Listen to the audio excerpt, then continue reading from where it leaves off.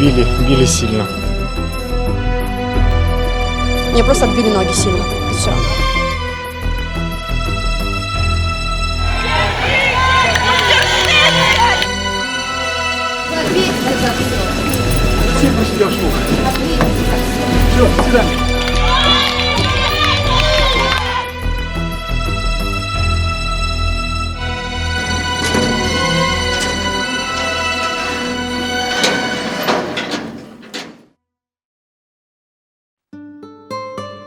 Ну ось мы стаім каля музея Максима Богдановича, дзе ў 96-м годзе фактычна і пачала сваю працу праваабарончая арганізацыя «Весна».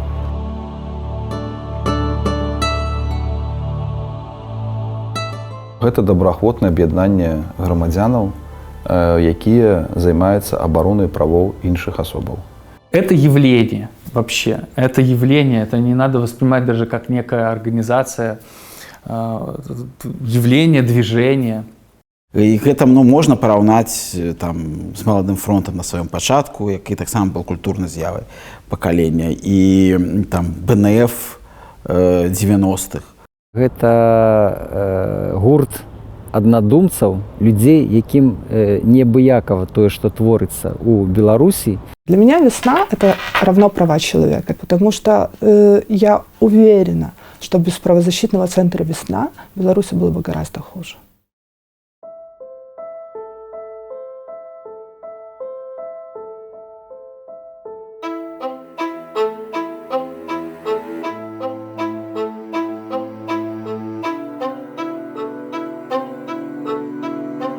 У красавіку 96-го года адбыўся вялізны чарнобыльскі шлях, шэсце, у якім бралі ўдзел некалькі дзесяткаў тысяч чалавек, і якое было брутальна разагнана. Тады было затрымана амаль 1000 чалавек, была ўзбуджана крымінальная справа па масавых беспарадках, некалькі чалавек былі арыштаваныя, пасаджаныя ў СІЗО. І ў той час мы стварылі групу дапамогі, збору інфармацыі пра тых, хто быў затрыманы, і дапамогі тым, хто патрапіў пад адміністрацыйны арышт. Я ў той час працаваў дырэктарам музея Максима Богдановича, і менавіта на пляцоўцы музея Богдановича развівалася вось гэта харытатыўная гуманітарная дапамога. Мы тут збіралі гуманітарную дапамогу. Я добра памятаю, як адзін мой добры знаёмы прыехаў сюды на мікрааўтобусе і прывёз недзе паўтоны ежы. На той час это былі макароны, алей, кетчуп, аліўкі нейкія. Мы все это раскладалі ў мяшочкі такія з подпісам Максима Богдановича. І калі людзі выходзілі з акрэсціны, то мы сустракалі, давалі мы этой мяшочкой. Это была такая, тое, што можам, скажем так. Вось тое, чым маглі, мы дапамагалі людзям.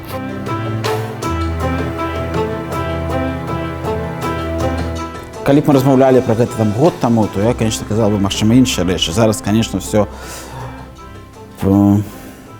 падзеямі 20-го года напоўнена, таму што вся наша асноўная дзейнасць, якую мы зараз робім, гэта дапамога тым ахвярам рэпрэсій, якія зараз знаходзяцца за кратамі, якія пацярпелі, ахвярам катаванняў. Гэта там і юрыдычная дапамога, і інфармацыйная.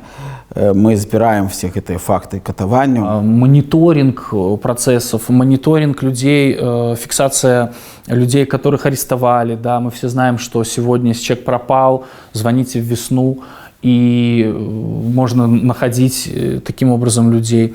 «Весна» помогает в бытовых вопросах, в бытовых проблемах, с которыми сталкиваются люди, арестованные. Наблюдение за выборами – это большой проект, который исконно делают правозащитники. Сейчас более такое актуальное, конечно, да, это фиксация нарушений сегодняшнего дня и передача информации в международные органы. Вельмі шмат сустрэчаў і з еўрапейскімі чыноўнікамі развяза, і мы вельмі шмат намаганняў прыкладалі для запуска маскоўскага механізма. які, в сваю чаргу, пацягнуў ўжо наступную рэч, гэта дыскусія адносна стварэння механізма міжнароднага расследавання. Весна помогает очень сильно в документировании. Да, сейчас для Беларуси очень важно документировать нарушения, которые производятся, именно для того, чтобы, возможно, впоследствии, то есть на все эти нарушения все это необходимо будет поднимать. Весна помогает конкретным людям. И да, мы самый крутой тематичный сайт на тему правов человека. Конечно, он не информационный, конечно, его нельзя порівнювати с великими информационными просторами, но и то, глядячи покольки мы в часы всех подій у нас было больше глядачів, чим навіть, наприклад, тут на Тутбае. На жаль, так само, тому що коли люди в країні читають правооборончі сайти, це кепсько. Ну и плюс базовое какое-то консультирование людей, которые никогда не попадали в беду и попали, и Весна это делает, я знаю людей, которые этим занимаются, это делают очень достойно. И просто низкий поклон, потому что и для адвокатского сообщества, для той работы, которую делают адвокаты, деятельность Весны, БХК, других правозащитных организаций, это очень важно.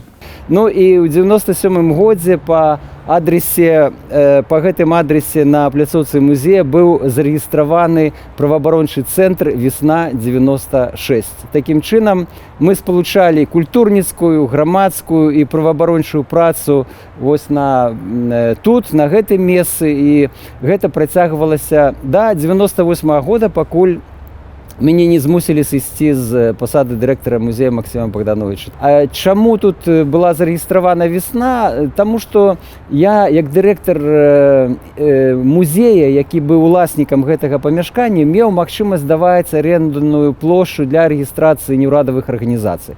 І в адным пакойчыку на 6 метрах тут было зарэгістравана некалькі дзесяткаў неўрадавых арганізацый. Я ўсім даваў гэтыя дазволы, таму што улады ўжо тады прыціскалі гэты момант, і вельмі цяжка было атрымаць памяшканне пад рэгістрацыю, но я ўжо як улічваючы, што меў такую магчымасць, то проста штампаваў гэтыя дазволы дзесяткамі.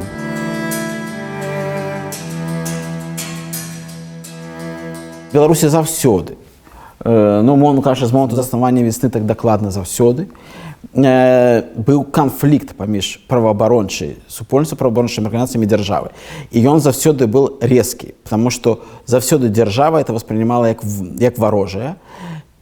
А праваабаронцы заўсёды бачылі дзяржаву як не партнера в абароне правоў чалавека, а як той орган і тую, скажем, інстытуцыю, якая гэтыя права катком размазвае і знішчае. Улады цяпер ладзяць маштабную зачыстку ўсёй грамадзянскай супольнасці, усіх структур, якія так ці інакш апаніруюць існаму рэжыму. А цяпер дайшла чарга і да праваабаронцаў.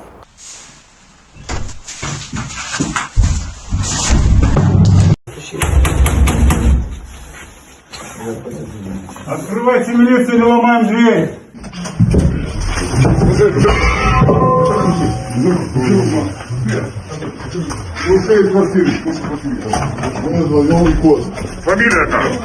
Фамилия? 16 февраля ГУБОПИК МВД провел более 80 обысков по месту жительства членов незарегистрированных организаций «Весна», профсоюз работников РЭП, а также представителей БАЖ и медиаресурсов протестного толка. Мероприятия проводились во всех областных центрах республики в рамках уголовного дела об организации подготовки действий, грубо нарушающих общественный порядок. Я так разумею, что гаворка вядзецца про пошук і фінансавання праваабарончымі арганізацыямі, як казаў МУС, якія пад відам праваабарончай дзейнасці фінансавалі незаконныя нейкія масавыя мерапрыемствы. Но, конечно, я з гэтым катэгарычна не згодны, таму што мы, як праваабарончыя арганізацыі, ніколі не арганізоўвалі ніякія масавыя мерапрыемствы. Это мне нагадвае тыя абвінавачанні, якія ў 30-е гады вылучалі супраць ворагаў народа. Калі іх абвінавачылі ў тым, што яны былі супрацоўнічалі з польскай, былі агентамі польскай разведкі ці японскай разведкі. Вось тое самае мы бачым зараз, калі нас за нашу дзейнасць, якая нам дазваляецца па міжнародных пагадненнях, падпісаных Беларусю, за нашу легальную дзейнасць пераследуюць.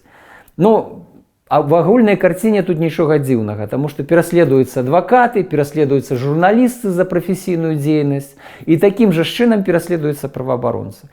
Таму гэта поўная лухта, это поўная то, чым займаецца ўлада, это поўная лухта, это проста помста, палітычная помста тым дадзеным выпадку нам, праваабаронцам, якія патрабуюць выканання заканадаўства, патрабуюць спынення гвалту і рэпрэсій супраць беларускага грамадства, якія збіраюць звесткі пра парушэнне правоў чалавека ў Беларусі. Вот што не падабаецца беларускім уладам, і яны хацелі бы, безумоўна, гэтую нашу дзейнасць спыніць. Все, што адбылося ў жніўні і да жніўня, адказнасць за гэта нясуць нашы беларускія ўлады.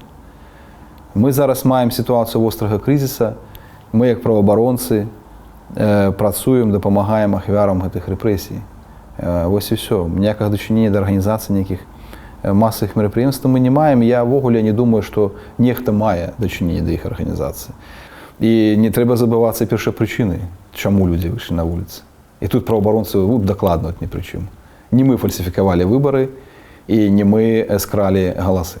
Во время следственных действий изъято более 80 тысяч долларов в эквиваленте, документы на получение иностранных грантов и сотни квитанций на оплату штрафов, физлиц и юридических услуг, протестная литература и материалы о формах и методах противодействия сотрудникам милиции, в том числе насильственного характера. Кроме того, обнаружены документы с реквизитами для денежных переводов, незарегистрированная символика, документация о вступлении в стачкомы, анкеты об оказании помощи псевдорепрессированным, литература, пропагандирующая ЛГБТ-ценности. Весна не займалася тым, в чым нас абвінавачваюць, і мы ні в якой форме, ніколі, нідзе не аплочвалі, не фінансавалі ніякія масавыя мерапрыемствы. Ні раней, ні зараз, ні ў будучыні. У праваабарончых арганізацый зусім іншы мандат, зусім іншыя абавязкі перад грамадствам, і таму мы, конечно, этим николі не займались. Я считаю абсолютно очевидно необоснованность таких обвинений и претензий, потому что если говорить про исполнение обязательства гражданина по оплате какого-то штрафа, то это не протестное действие, даже формально это действие, которое следует после того, как гражданин был осужден. Да? То есть это участие не в протестной деятельности, а в тем, чтобы гражданин, оказавшись в сложной ситуации, справился с этой сложной ситуацией. То есть никакого отношения к протестам не имеет. Очевидно. Почему в таком ракурсе ставится вопрос правоохранительными органами? Я могу, наверное, сказать, это очевидно для многих, что, в принципе, весна весь период своего существования в той или иной мере подвергается каким-то преследованиям. Просто сегодня это приобрело такой брутальный довольно характер. Я могу им только пожелать сил справиться с этим. Это было очень ожидаемо, что правозащитники подпадут под какие-то репрессии. Но, конечно, с точки зрения вообще и международных стандартов, и вообще здравой логики, за то, что люди занимаются законной деятельностью, законной правозащитной деятельностью, оказывают помощь безвозмездную, например, консультационную, оказывают иную помощь. Невозможно людей наказывать за то, что они делают законно. Правозащитная деятельность защищается во всем мире. Есть даже специальная декларация о защите прав правозащитника, которая говорит о том, что правозащитники не могут быть наказаны в связи с тем, что они занимаются правозащитной деятельностью. В данном случае мы видим прямое наказание, по крайней мере, попытка, хотя в отношении это уже не попытка. Задержанная девушка Мария Рабкова. Она была одновременно и активисткой анархического движения, и, внимание, правозащитником, если к таким можно причислить деятелей, которые сотрудничают с Центром «Весна». 2 минских и 2 региональных, то есть уже не 2, а 4 человека. 4 человека из правозащитного центра «Весна» находятся в местах лишения свободы. Безумоўна, конечно, оплата штрафов не может никаким чином быть равно з фінансаваннем групавых дзеянняў, які грубо парушаюць грамадскі парадак. Ну, таму што з такой жа логікай, калі там сям'я человека, якого обвинувачивают в забойстве, оплачивают ему адвоката, то тогда, значит, они все повинны быть пособниками убийц. Так же, в принципе, как и адвокат, який доказывает его невиновность. Тому, конечно, безумовно, этого не было ніколі. Такой вычварного подхода до закона, нават не будем казаць про права, до закона не было ніколі. Такого не было нават у 10-м годзе, які параўноўваюць часто з 20-м годам. І гэта, конечно, вельмі засмучвае, вельмі пужае. Мы вельмі перажываем за наших калегаў, якія зараз знаходзяцца за кратамі. Іх, на жаль, немало. І это і Леонид Судаленко, і Марфа Рабкова, і Тетяна Ласіца, і Андруся Чапук, які у нас был волонтером і таксама аказваў дапамогу. І мы, конечно, вельмі перажываем за тых наших сяброў, якія патрапілі пад гэту аперацыю, спецаперацыю этих піратрусаў. Зараз мы знаходзімся па адрасе вуліца Дарашевіча 4, дзе ў 98 годзе з восені прафесійна фактычна пачаў працаваць праваабарончы цэнтр «Весна». Мы знаходзіліся ў першым пад'ездзе гэтага дома на 3-м паверсе, ў двухпакаёўцы.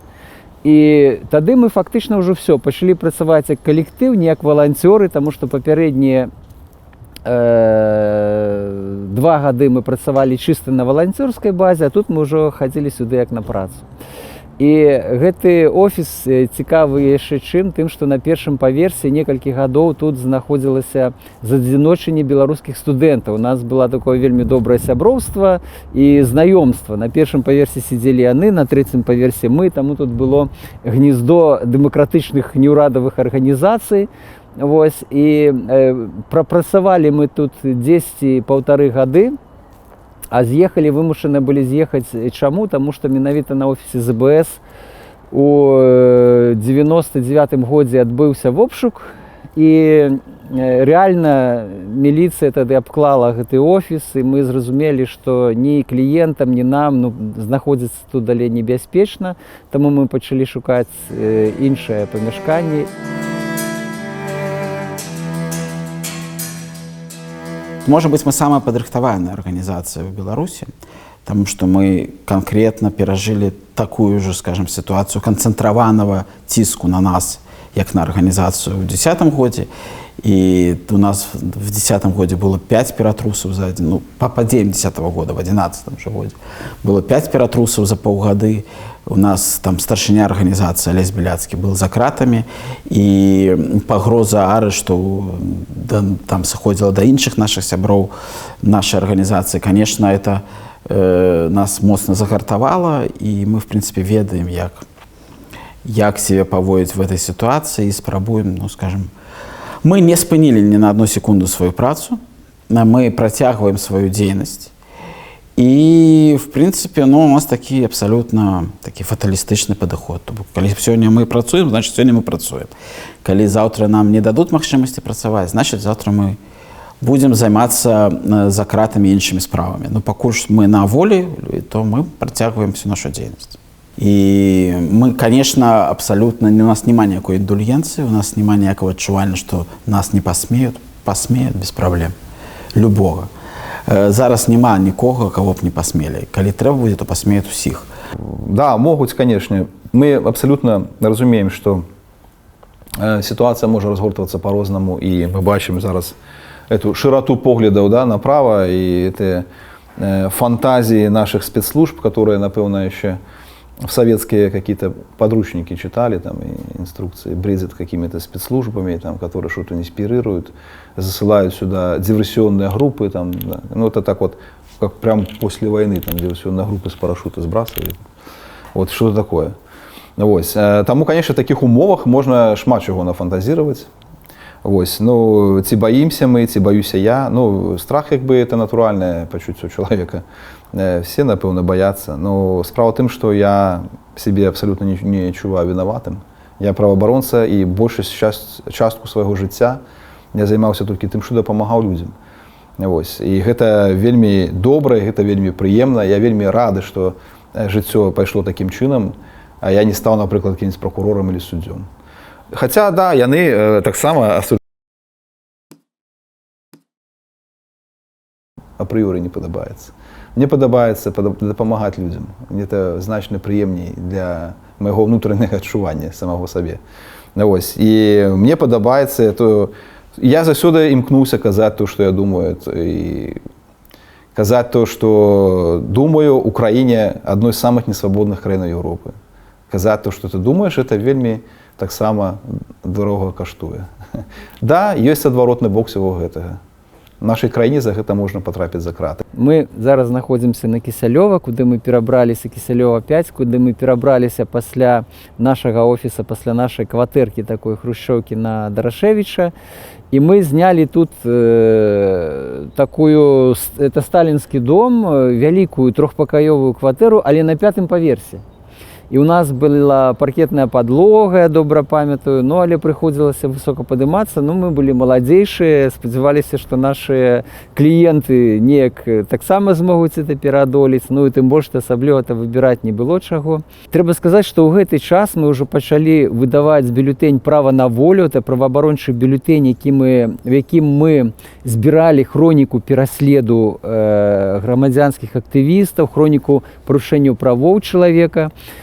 Тут былі падрыхтаваныя першыя агляды па правах чалавека, якія мы таксама пачалі рыхтаваць. І тут мы рыхтаваліся да першых семінараў праваабарончых. Адным словам, мы ўжо пачалі займацца тым, чым мы займаліся потым все наступныя дзесяцігоддзі. У гэтым памяшканні таксама ўзнікла ідэя выдаць кніжку па выніках трагедыі на Немізе. В адзін з вечароў на наш офіс прыйшлі бацькі і сваякі загінулых дзяцей. Это была сустрэча сваякоў такая. Нашыя дзяўчаты, якія пісалі гэту кнігу, сустракаліся з імі. І вось яны сидзелі ў кватэры, тут пазванілі ў дзверы, яны адчынілі гэтыя дзверы, там хтосьці пайшоў, і туды ўварваўся цэлы натоўп міліцыянтаў, і яны заскочылі, значыць, в эту хату, яны думалі, што, можа быць, там рыхтуецца это штаб па падрыхтоўцы вось гэтага марша свабоды ці што. Яны заскочылі туды, пачалі крычаць на людзей, якія там сидзелі. А гэтыя сваякі сказалі: слухайце, а што вы зараз крычыце, чаму вы зараз такую актыўнасць не праяўлялі, дзе вы былі, калі нашыя дзеці загінулі? И все сразу плыли здесь. Потом 10 минут, тогда удержали только основной поток, мы немножко оттеснили и начали сразу людей вытаскивать. Вот так, мы здесь лежат, мы отсюда их вытаскивали и несли туда, несли. И тут же сами падали, потому что сверху не было. То, что можно было. В районе 5-10 минут мы не успели, основная масса просто это все накрыла, и все. Вот здесь лежало человек 300 с чем-то. Лежали просто. Вот они просто лежали, один пласт, второй пласт. Первый пласт мы выносили еще живые. Вторые уже сидели, там оказывали помощь сразу сотрудники, все врачи, даже люди помогали. Второе же, что делали-то. Все тут назовите, все делали. І ось тоді адбулася певна така, момент, коли міліцанти просто слупенели, тому що вони чекали, що вот вони захопили неких там активістів, подбухторщиків, вони сутикнулися з батьками і свояками загинулих этих дітей, і, конечно, це був такий великий шок.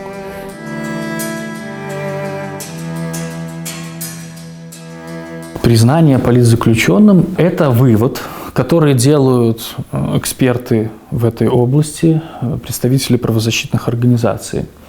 Это не для чего-то, а потому что. Это подчеркивает, что наказание, которое применено в отношении его, то санкции, которые применены в отношении его, они совершаются в результате политического давления. То есть это показывает и обществу, и международным организациям, что вот есть реальная проблема, в том числе с нарушением прав человека, потому что данный конкретный человек, либо данная конкретная группа людей, данные конкретные люди, они подвергались политическому преследованию. Статус палітвязня – гэта, я сказаў бы, рэч, яна наколькі аб'ектыўна, настолькі суб'ектыўна. Мы прызнаем фактычна палітычнымі вязнямі тых людзей, якія пасадзілі ў турму за іхнія перакананні ці за абарону іхніх перакананняў.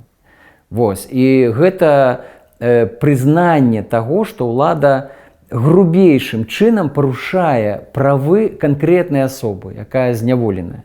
Это деятельность никак не связана с отстаиванием чьих-то интересов каких-то конкретных обвиняемых. Это деятельность по продвижению интересов общества. Эксперты-правозащитники делают вывод, что есть определенная мотивация преследования. Да. Правозащитный центр «Весна» взял на себя вот основную лавину вот этой работы по сбору информации, потому что в основном наблюдатели правозащитного центра «Весна» ходят в суды и осуществляют наблюдения за судебными процессами. То есть, соответственно, и собирают ту информацию, вот, о которой я говорила, которая кладется в основу обоснования, там, относится человек к политическим заключенным либо нет, да, то есть и, соответственно, подготовка вот этого вот заключения. Соответственно, тут как бы надо отдать должное, да, и выразить там даже благодарность, не побоюсь этого слова, коллегам из правозащитного центра «Весна». Ранее вельмі часто там критиковали за то, что мы того ці іншого человека долго не признаем, ці не признаем увогуле. Это тому, что питання політичного в'язня, оно достатково, скажем, математичне. То бок юрыдычнае, то бок гэта пэўныя міжнародныя механізмы і індыкатары, якія і у нас ёсць цэлае там палажэнне, якое прымала не «Весна», і якое прымала там вялікая супольнасць праваабарончых арганізацый, не толькі беларускіх, там ёсць і арганізацыі з Украіны, арганізацыі з Расіі, якія падзяляюць агульныя прынцыпы, там прынцыпы прызнання асобы палітычным вязням. И, конечно, мы не всех можем признавать политичными вязнями. Но улады тут нам, особливо зараз, вельмі моцна в этом дапамагаюць, потому что тое, во что яны ператварылі, там, скажем, следство и дознание, во что яны ператварылі трактовку там, падзею паводзінаў людей, это, конечно, безумоўна, палітычна матываваны пераслед, які вельмі моцна нам спрашчае пытанне признання людей палітычнымі вязнями. Ну, чаму такі тэмп? Ну, тому что зараз крызіс з правамі чалавека. Зараз крымінальны пераслед – это адзін з, как бы мовіць, элементаў гэтых рэпрэсіяў, да? Калі ўзбуджаецца крымінальная справа палітычным матывам. І палітычны матыў менавіта з боку ўладаў. Ён можа розны характар насіць, але збольшага вельмі часта гэта пакаранне людзей за то, што яны рэалізуюць свае свабоды, свабоду мірных сходаў, выказанне меркавання. І зараз эта вот шырыня іхніх, так сказать, поглядаў прыводзіць да таго, што чалавек там выказвае свой пратэст, там графіці напісаў пратэст, на яму кажуць, што это хуліганства. Ну, это не хуліганства. Вось, там на асфальце надпіс мы не забудзем, там трактуецца як хуліганства групы асобаў. Ну, пробачьте, чему там надпись «Света, я тебя люблю», ну, нет, Света не хороший приклад, «Наташа, я тебя люблю», не может трактоваться таким же чином. Ну, это выборочность каких-то подходов, да, то есть мы тут покараем, а тут не покараем, но это вот и есть политичный мотив. Мы завсёды вельмі хотим дожить до такого моменту, коли б мы сказали, что в краине нема політичного вязня. Покуль что, с 96 года такого момента не было ни разу. Для того, чтобы хоть кто-то не был політичным вязнем. Але то, што мы назіраем зараз, гэта, безумоўна, банальна кажучы, такого не было ніколі. Самая вялікая колькасць палітычных вязняў аднамаментна была ў 2011 годзе, іх было 57 чалавек.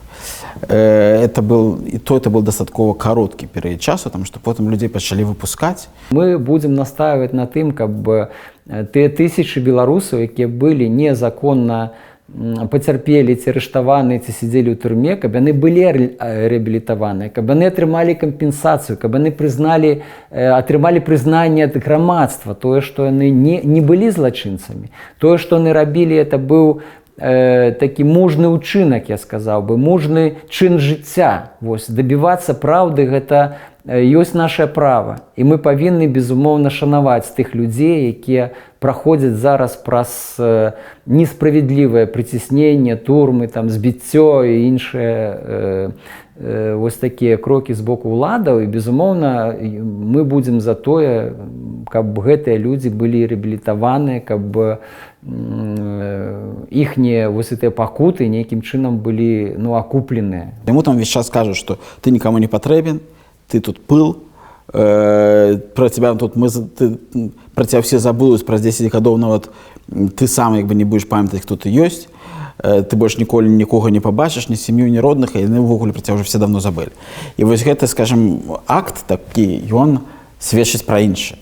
Аб тым тое, што гэты чалавек безумоўна не забыты, і безумоўна ёсць людзі, там, праваабаронцы, грамадскасць, якія патрабуюць безумоўнага і неадкладнага яго вызвалення. Другі момант, і мы гэта бачылі в 10-11 годзе, пасля падзей 10-11 года, так званыя, как журналістскі, был такі штамп, там, гандаль палітвязнямі. Это таксама важна, потому что людзі, якія прызнаны палітычнымі вязнямі, трапляюць в спіс патрабаванняў. Ну, умоўна кажучы, як умова адмена санкцыяў, якія ўводзіць Еўрапейскі звяз, это вызваленне палітвязняў. На пытанне, хто гэты палітвязні, вот ёсць адказ. Гэтымі палітвязнямі з'яўляюцца там асобы, вось спісак. І калі гэты спіс будзе равен нулю, значыць, нагода для ввядзення санкцый, напрыклад, знікае. Для мяне вось прызнанне, калі там мяне прызналі палітычныя вязні, для мяне это была, безумоўна, маральная падтрымка у тым, што тое, што я рабіў, тое, чым я займаўся, но насамрэч успрымаецца грамадствам як нармальная такая грамадская праца. Не тое, што там чым мяне абвінавачылі ўлады, што я там падаткі не заплаціў ці штосьці там, значыць, сфальшаваў з гэтымі грашыма. Это все лухта. Самае істотнае вот менавіта тое, што пра мяне думала грамадства на той час, і гэта моцна дапамагала мне ўпэўнена трымацца і перажыць вось тыя гады, якія я знаходзіўся ў зняволенні. І в 15-м годзе я вельмі рады, што вызваленне палітвязняў адбылося па нашым спісе. Там былі людзі, якіх нават Еўразвяз такі ў мяне прызнаваў. Вось, але яны былі ў нашым спісе, і ўрад іх всіх вызваліў. І это была вельмі радасная падзея. Я спадзяюся, што мы пабачым і зараз таксама хутка вызваленне гэтых всіх людзей, таму што гэта, конечно, катастрафічная сітуацыя, гэты крызіс самы глыбокі з таго, што мы бачылі, напэўна, на нашай гісторыі. Столькі людзей за кратамі, жанчын і дзяцей, чаго раней не было. Заўсёды казалі там у пэўных колах: Лукашенко з жанчынамі не ваюе. Да? І он там ім асуджалі, але выносілі нейкія тэрміны, не звязаныя з пазбаўленнем волі. Зараз мы маем там, я не ведаю, працэнтных я не лічу, но это хіба уже можа пад 20% жанчын, якія сярод палітвязняў сядзяць, і непаўнагадовыя дзеці. У 2000 годзе таварыства беларускай мовы на некалькі месяцаў каля года прытуліла весну. І мы знаходзіліся ў гэтым памяшканні, мы працавалі нефармальна, натуральна, мы не мелі тут някай легальнай такой вот сваёй прывязкі, але тым не менш салідарнасць неўрадавых арганізацый і людзей, якія хоць і працуюць у розных накірунках, але робяць агульную справу, яна дапамагла нам перажыць гэтыя, такія непростыя драматычныя месяцы, калі мы былі такія бесхацінцы.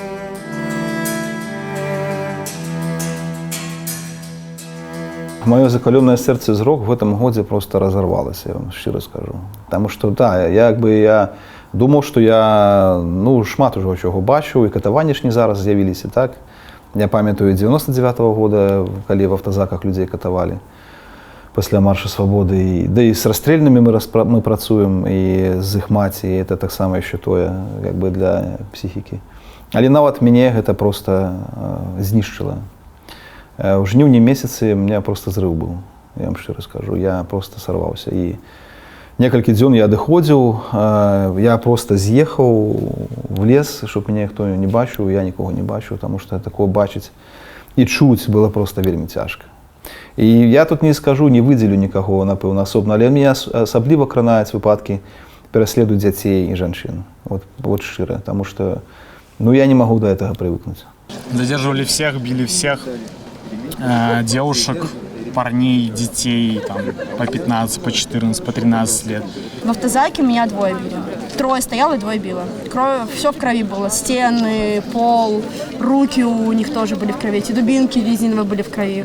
Все было в крови. Моцным ражаннем было сустрэча з першым чалавекам, якога выпусцілі з Акрэсціна, і які здолеў да нас дабрацца, і ён просто паказаў ягонае збітае цела ззаду, вось весь гэты сіняк зверху ад плячэй да ног, это все было сіняе просто мяса.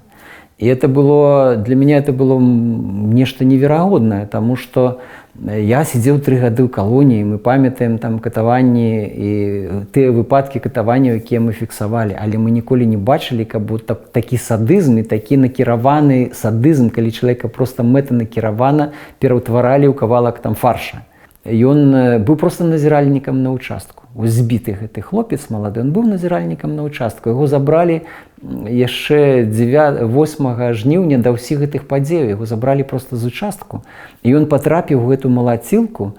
І гэта было тое, што сапраўды, пасля чаго мы пачалі літаральна назаўтра крычаць ва ўвесь голас, што ў Беларусі адбываецца масавае катаванне, бо ён распавёў, што гэта было масава там з імі, калі ён знаходзіўся на акрэсце, но не адзін быў такі збіты. Мы, напрыклад, Александра Пратасаева рыхтавалі, яна прызнана палітвязнем, адна з іх. Мы рыхтавалі кейсы, я таксама был да этого далучаны, рыхтавалі паперы до ее признания политичным вязнем, и я так погрузился тады в эту историю, рыхтуючи гэта, ну, дапамагаючы коллегам, тем, кто занимается у нас весне пытаниями политичных вязней, подрыхтовкой признания. Гэтым кейсом, это, конечно, просто. Мужчина, который там был, ну, взрослый такой мужик уже достаточно, он взял, взломал меня, и чтобы я чуть не упала на колени, он просто, чтобы я быстрее шла, ударил мне дубинкой по ноге, вот, и потом тягал за волосы, и такой, да, вот ты такой вот засранец, а потом, когда он посмотрел в паспорт, ну, я сказала, что я девушка, он такой, так это еще и баба, и запихнули меня в автозак, и получается, когда я уже сидела там, он сказал мне ноги под себя, сложить так локти и голову тоже между ног, отобрал мне телефон, заставил его разблокировать, сел на меня и смотрел то, что у меня в галерее творится, и, в принципе, все мои переписки личные, то, что в каких группах я состою. И когда он увидел группу вот «Чай с малиновым вареньем» наподобие вот этих всех групп в Телеграме, он сказал, что достает вазелин из кармана и говорит: ты знаешь, что мы сейчас с тобой сделаем? Мы тебя просто изнасилуем. И как бы вот это вот были угрозы на протяжении вот всего пути. Ну вот это то, что я не дае ніякім чынам прымірыцца нават блізка з гэтай сітуацыяй, тое, што, ну, нават калі все нейкім чынам пачало бы мяняцца, тое, што ніякім чынам, пакуль мы не адказалі на гэтае пытанне, не дае магчымасці адказаць на пытанне, як нам жыць разам в гэтым грамадстве. Усім. Там і тым, хто пацярпеў, і тым, хто гэта рабіў. Ну і безумоўна тое, што падчас акцыяў пратэста былі забітыя, былі проста цынічна забітыя людзі, вось як з агнестрэльнай зброі, так і з так званай для разгону там дэманстрантаў, але гэтыя людзі проста былі застрэлены. Тыя, хто загінуў, фактычна тыя, хто здзейсніў гэтае злачынства, яны дасюль, ну, яны не атрымалі ніякага не то, што пакарання, увогуле іх, мабыць, яшчэ і падтрымалі там неяк прэміямі ці чым. Вось, гэта, канешне, таксама поўны цынізм з боку ўладаў, і мы не павінны ні ў якім выпадку вось дараваць гэтых забойстваў, якія адбыліся ў 2020 годзе. Правозащитная деятельность – это, как правило, не деятельность по оказанию помощи конкретным людям. Да, конечно, человек, он стоит всегда в центре, он стоит в центре внимания. Но вообще, как бы, правозащитная деятельность, она направлена на изменение ситуации, на системные изменения. То есть недостаточно помочь одному человеку. То есть если мы поможем одному человеку, произойдет нарушение прав другого человека. Надо менять, изменения должны происходить системно. На уровне законодательства, на уровне практики. И, в принципе, правозащитная деятельность, она направлена на системные изменения. И это то, чем мы пытались заниматься на протяжении очень многих лет. Вообще, все правозащитное движение белорусское. Сейчас, к сожалению, заниматься системными изменениями невозможно. Да? Сложно говорить там, с государством, там, предлагать какие-то изменения, когда нет обратной связи, да? Когда как бы не происходит. Соответственно, нельзя сейчас говорить, например, об адвокатировании перед государством, да, каких-то вопросов. И сейчас вот как раз-таки правозащитная деятельность, к сожалению, там, в 2020 году, в 2021, она сводится вот как раз-таки к помощи конкретным людям и обществу с точки зрения просвещения, с точки зрения показывания определенной ситуации. Я уже раз так с сумом жартую, что мы радуемся, когда людям выносят там химию, там, эту, без накирования, например, да, там, абмежавання волі без накіравання, ці нават з накіраваннем, але людзей вызваляюць з залі суда, іх сваякі іх абдымаюць і бачыць іх ужо там праз некалькі месяцаў, там паўгады і болей, як яны знаходзяцца ў турме, нарэшце яны вызваляюцца. Хаця все адно чалавек пакараны і ён будзе адбываць пакаранне, ну, можа быць, там, канешне, значна меншае абмежаванне будуць яго там, чым тых, хто ў турме. Я по-свойму так шакаваны тым, што адбылося. Я ніколі не мог падумаць, што такое можа адбыцца. В плане, и это правда, нават не мог ни на одну секунду себе представить, что могут быть сбиты, закатаваныя и таким чином растоптаны нават, хотя в Беларуси не завсёды были такие, но до такой ступени растоптаныя права и там нормы правил паводзінаў, якія нават хоть какие-то добыли. И, конечно, гэты шок ён яшчэ зусім не прайшоў. Это не страх, не, потому что, было бы страшно, мы зараз размаўлялі з вами по зуму, я был бы где-нибудь в Варшаве. А вось шок, он не прайшоў, это адчуванне шока моцна угнетает, да. У 2001 годзе праваабарончы цэнтр «Весна» урэшце пераехаў на офіс па адрасе праспект Незалежнасці 78А, тады это быў праспект Францішка Скарыны яшчэ, і дзе мы з пэўным перапынкам вось ужо знаходзімся фактычна 20 гадоў. Пад'езд гэты і офіс ён легендарны, ну трэба сказаць, што толькі ў гэтым офісе адбылося 6 обшукаў, здаецца, за гэтыя 20 гадоў.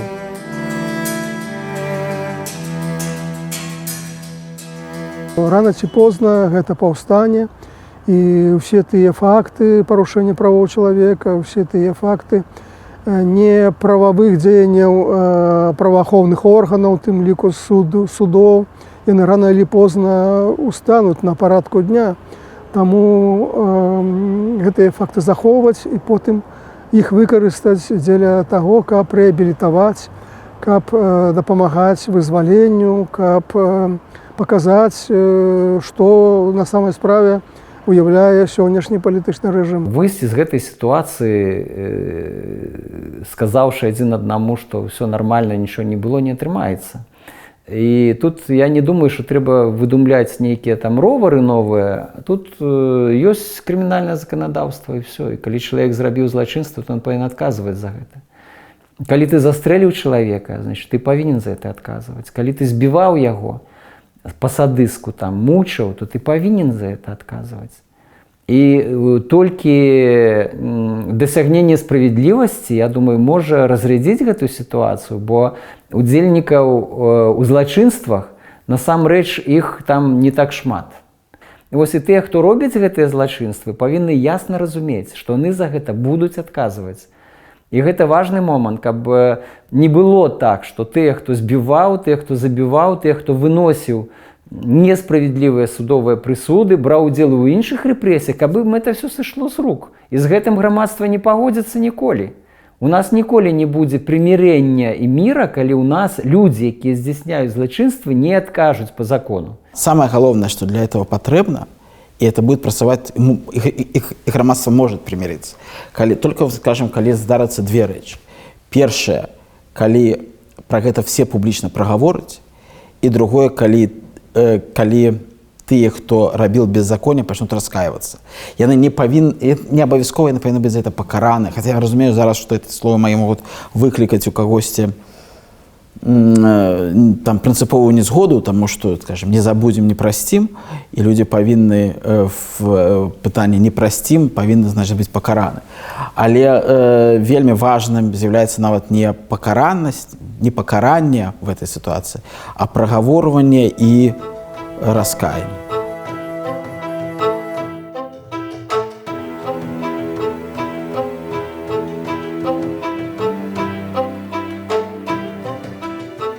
Мы зайшлі зараз на офіс «Весны», тут ён застаўся ў такім стане пасля обшука, які адбыўся 16 лютага, і нічога яшчэ пакуль мы не прыбіралі. Вось такі рэзрух. Я згадываю, у 17 годзе, 4 гады таму, вось літаральна на гэтым месцы, дзе я стаю, 25 сакавіка у нас адбывалася тут інструктаванне назіральнікаў, і тут было больш за 60 чалавек в этой кватэры, якія праходзілі гэты інструктаж. Ну і ворваўся амап, і мне просто як бы павалілі на гэты паркет, вось, і я лежаў на ім з рукамі за спіною, з галавою павернутай, значит, на бок, і такое становішча тут все было завалена іншымі маімі калегамі, сябрамі. Мы, ну, амаль гадзіну вось лежалі на гэтым паркеце, вось. Ну і багата тут можна яшчэ што распавядаць пра гэты офіс. Я спадзяюся, што калі-небудзь тут будзе музей праваабарончага цэнтра «Весна», вось, ну, але вот 25 гадоў мы сустракаем з такім сюрпрызам, падарункам ад беларускіх уладаў, якія ўзбудзілі супраць праваабарончага цэнтра «Весна», супраць маіх калегаў і сяброў крымінальную справу. Гэтая справа зараз імкліва развіваецца. Будзе цікава, калі вот менавіта пад 26 красавіка мы, можа быць і так, што апынемся ў судзе.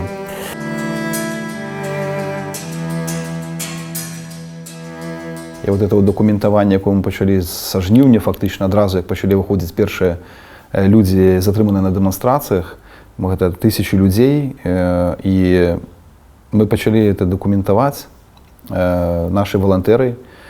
І, дарэчы, я б хацеў адзначыць менавіта працу нашых валантэраў, таму што вясну прыйшло зараз вельмі шмат людзей, вельмі маладых людзей, якія вельмі матываваныя менавіта на праабарончую дзейнасць. Чаго раней, дарэчы, менш было. Я памятаю часы, калі валантэраў фактычна у нас не было. Со жніўня, літаральна з 10 жніўня, в гэты офіс десяткі, сотні, тысячы людзей прыходзілі. Ён прыняў тысячы людзей, якім мы аказвалі самую магчымую дапамогу. Нашы тэлефоны працавалі нон-стоп 7 дзён на тыдзень і 24 гадзіны в суткі. І, безумоўна, без дапамогі валанцёраў сотні людзей прыйшлі да нас з прапановай дапамагчы нам. В асноўным это моладзь, канешне, і дзякуючы ім мы вытрымалі першыя месяцы, калі тысячы людзей звярталіся да праваабарончага цэнтра «Весна» з самага рознага рода просьбамі, пытаннямі. «Весна» гэтым займаецца вельмі давно. І тады, калі ў нас не было яшчэ там по 30 крымінальных судоў в адзін дзень і не было 279 палітвязняў, але былі суды, былі масавыя акцыі, на якіх затрымліваліся нават сотні людзей. Мы заўсёды спрабавалі, ўжо тады стваралі гэту сетку валантэраў і самі як размяркоўвалі сабе паміж судамі. І я яшчэ памятаю сябе в давнія студэнцкія часы, уже калі не студэнцкія часы, уже калі стала сябрам «Весны», заўсёды там пасля 25 сакавіка мы ведалі, што мы павінны адказваць за я адказваю за савецкі суд, напрыклад, Валік адказвае за першамайскі, Алесь Беляцкі адказвае за кастрычніцкі. І бывалі сітуацыі, што мы аб'ядноўвалі, і калі былі вялікія падзеі, напрыклад, 2006 года ці 2010, калі аб'ядноўвала ўсё праваабарончая супольнасць, нашы калегі з беларускага хельсінскага камітэта, з асамблеі, з лоу-тренда, з шмат якіх арганізацый праваабарончых, якія мабілізоўваліся тады для працы в судах. Конечно, при той сітуацыі, якая зараз у 2020 годзе, нашых сіл бы на это блізка б не хапіла. І, конечно, мы вельмі удзячны тым праваабаронцам, тым валантэрам, якія прыйшлі ў «Весну», якія нашу адпрацаваную сетку, як адсочваць людзей в судах, як збіраць інфармацыю па судах, як размяркоўвацца, каб перакрыць все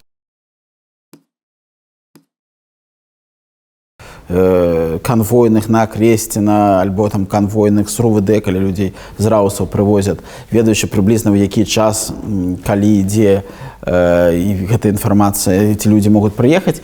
Мы, конечно, перадавалі гэты досвед в розным валантэрскім групам, не толькі весноўскім. Таму тут, конечно, мы тых людзей, якіх вы бачыце в судах, это не заўсёды прадстаўнікі «Весны». Но але той, што мы працуем там разам на одну мэту, каб ніхто не застаўся сам-насам з гэтым молохам, з гэтай судовай машынай, это, конечно, важна. І мы тут таксама вялікай складовай часткай, мы в партнерстве з рознымі актывісткімі групамі, якія займаюцца там спісамі Акрэсціна, там спісамі па судах.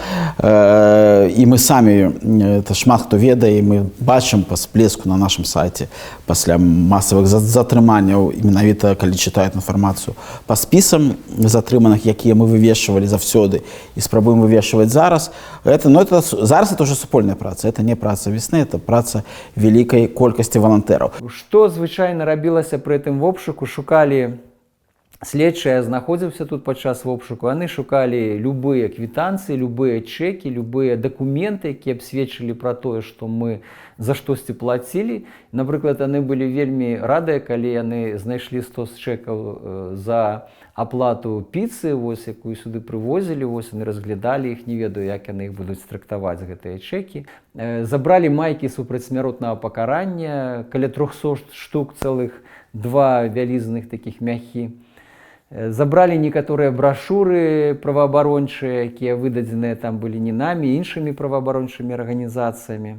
За гэтым сталом сидзела Марфа Рабкова, якая ўжо паўгады як сидзіць в турме, она дапамагала зняволеным на Валадарцы, насіла туды перадачкі, она каардынавала назіранне, валанцёрскі рух, назіральнікаў, якія назіралі падчас выбараў.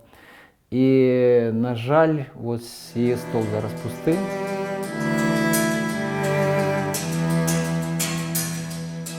Ёсць такая гульня дзіўная з боку беларускіх уладаў, якія з аднаго боку усяляк падкрэсліваюць, што ў нас няма палітвязняў, а з іншага боку шмат разоў Лукашенко сам казаў, што вось я гатовы на нейкія саступкі, на нейкі кампраміс, на нейкі торг у пытанні палітвязняў, і нават казаў шмат разоў, што вот менавіта пад ціскам захаду я выпусціў тут на свабоду, а ў выніку, маўляў, так сказаць, захад не пайшоў на тыя саступкі, якія ён абяцаў, і так далей, і так далей. Таму тут варта мець на ўвазе такую двайную гульню, двайныя стандарты, якія вядуць беларускія ўлады. У нас бывалі абмеркаванні з нашым удзелам пытанняў смяротнага пакарання, калі ўлады былі вымушаныя праводзіць круглыя сталы з міжнароднымі экспертамі ці там на базе міжнародных арганізацый, такіх як там парламенцкая савет Рады Еўропы, які праводзіў ці пляцоўкі ААН. І калі в Беларусі адбываліся гэтыя мерапрыемствы, то мы таксама бывалі там запрошаныя і в якасці індывідуальным як эксперты, і в якасці як прадстаўнікі весны. І там былі ў нас кантакты з органамі улады. Апошні кантакт был 12 жніўня, по-моему, ці 11 жніўня. В палаце прадстаўнікоў ён был уже па падзеях катаванняў і таго, што адбылося. Вось, ну, калі мы туды прыйшлі, это быў Олег Гулах, я і Олег Агіев ад Бажа. Там было вельмі шмат дэпутатаў. Ну, і там как бы спрабавались абмеркаваць то, што адбылося. Там, ну, наша пазіцыя была такая, мы ее выклалі абсалютна адкрыта, што трэба праводзіць мерапрыемствы па дээскалацыі сітуацыі. Это значит, што трэба вызваліць палітвязняў усіх, хто затрыманы на адзін момант, а другое гэта распачаць расследаванне катаванняў. На той момант еще людзі сидзелі в ЦИПе.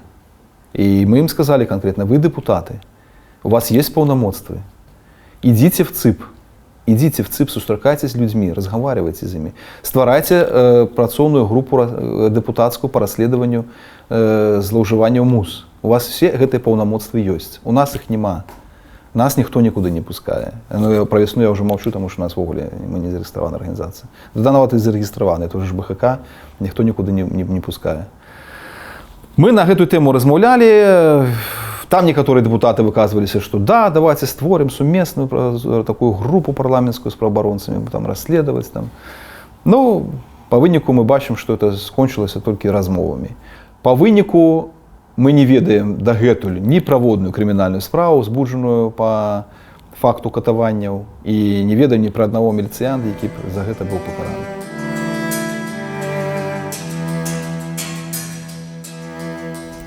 Вельмі цяжка мне адказаць на пытанне, што людзям рабіць, калі нас не стане.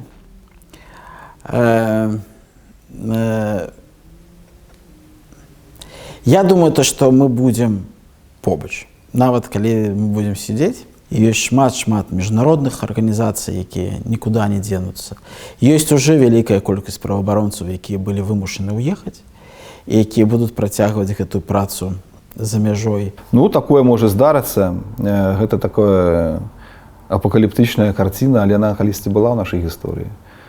Савецкі Саюз і пачатак 80-х, разгром праваабарончага руху савецкага, калі фактычна всех праваабаронцаў, вядомых, менш вядомых, перасадзілі, і хтосьці там з'ехаў за мяжу, і фактычна такіх от праваабаронцаў, які б дзейнічалі на свабодзе, фактычна не засталося.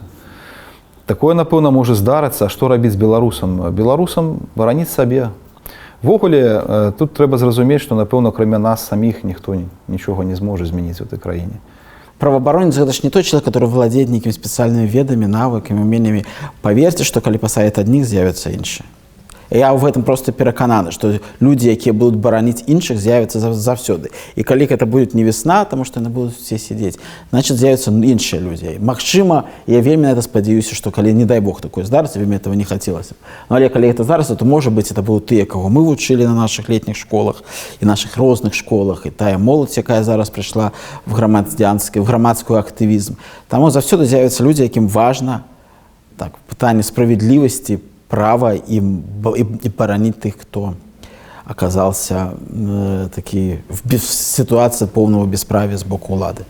Тое, што мяне ўразіла, і тое, што мне вельмі, ну, я сказаў бы, прынесла моцнае такое задавальненне ўнутранае, тое, што мы ўбачылі от пасля гэтых, пасля таго, як інфармацыя пра катаванні дайшла да беларускага грамадства.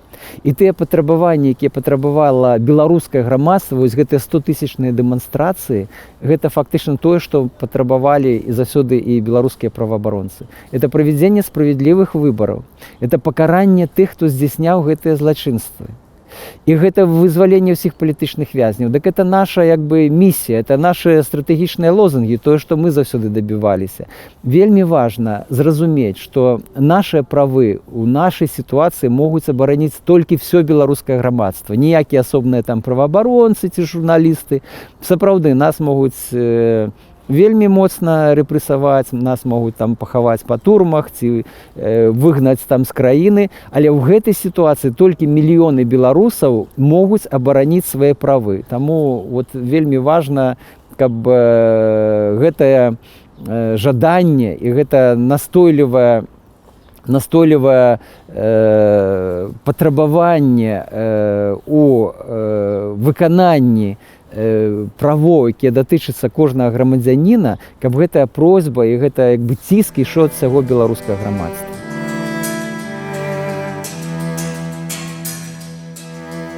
Не баяцца. Людзям, якія патрапілі за краты, самае галоўнае не баяцца. Паспрабаваць паведаміць ці там праз адваката, ці берагчы здароўе. Просто там не хварэць, максімальна берагчы сябе і здароўе, і фізічнае, і псіхічнае. Таму што ніхто не ведае, калі это скончыцца. І чым это скончыцца? Тут галоўнае захаваць фізічнае і псіхічнае здароўе.